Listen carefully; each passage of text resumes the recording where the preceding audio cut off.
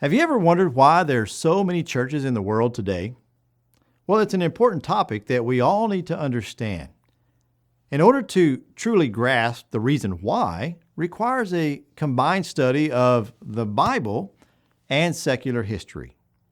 So in this lesson, we're going to start by briefly looking at the first 1700 years of church history. And then we'll look at what is called Restoration history, followed by a third lesson of modern church history. When it comes to the history of the Lord's church, there are many confusing accounts out there.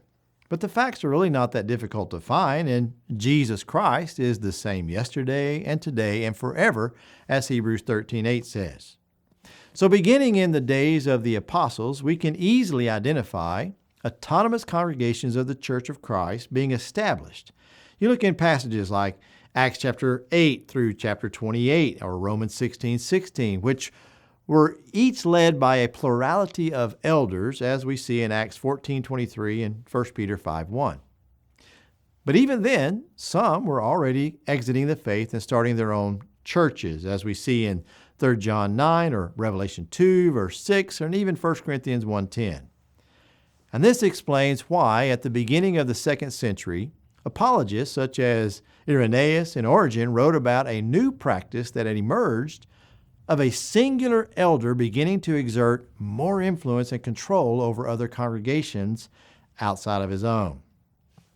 Then in 325 AD, the Roman Emperor Constantine made it official by convening the Council of Nicaea, which decreed that certain bishops were given control over multiple churches, even with elderships. And that was all within their respective regions. In that decree, the Roman Catholic Church was born. Now, this one specific departure from the scriptural model of the church and its leadership can be pointed to as what would eventually result in an avalanche of denominationalism to come many years later. It was during a period known as the Dark Ages, which lasted from about 500 to 1500 AD, that the last of the Roman Empire disintegrated and the Holy Roman Empire emerged in power and importance.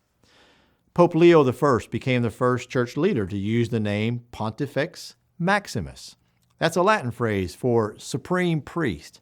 However, several historians generally consider Gregory I to be the actual first pope because of a decree that he wrote stating that Peter was the first pope in Rome.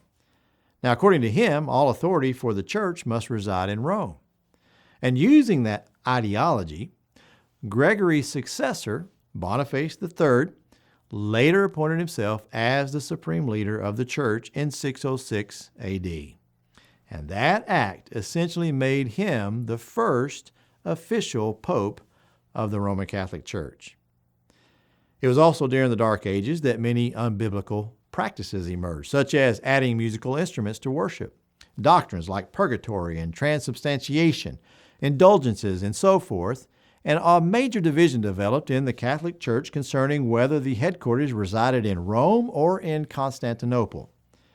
Fortunately, this period also produced the first English translation of the Bible by John Wycliffe and the invention of the printing press by Johannes Gutenberg. It made the Bible accessible to ordinary people for the first time in history. And such accessibility later prompted people like Martin Luther to nail his 95 Theses to the door of the Catholic Church in Wittenberg in 1517, which ignited a movement that became known as the Reformation.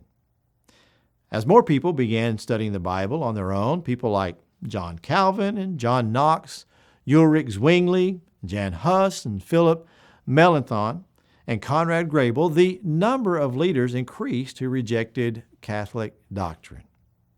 The name Protestant appeared as people protested and resisted in those imperial edicts, which precipitated many to leave that church and start new ones. The Roman Catholic Church responded with the Council of Trent, where they rejected the accusations against them and then affirmed their own doctrine through the Catholic Catechism of 1566. Now, what followed was a bloody inquisition and religious wars erupting, resulting in thousands of people losing their lives over the next several decades. The fighting finally subsided with the Peace of Westphalia signed in 1648. So, after so much conflict, many religious groups began seeking freedom to practice their faith. They migrated to the New World in hopes of finding peace. And sadly, among those groups who arrived in the American colonies, more division emerged as they attempted to follow their own interpretation of Scripture. So each developed its own creed or its own doctrine and its own hierarchy of leadership. And this practice has continued until the result is more than 40,000 different religious organizations today. So in that context, America became fertile soil for the Restoration Movement.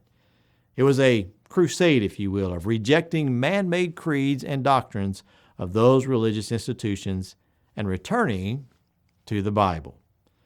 Now, in the next lesson, we will continue to look at the history of the church.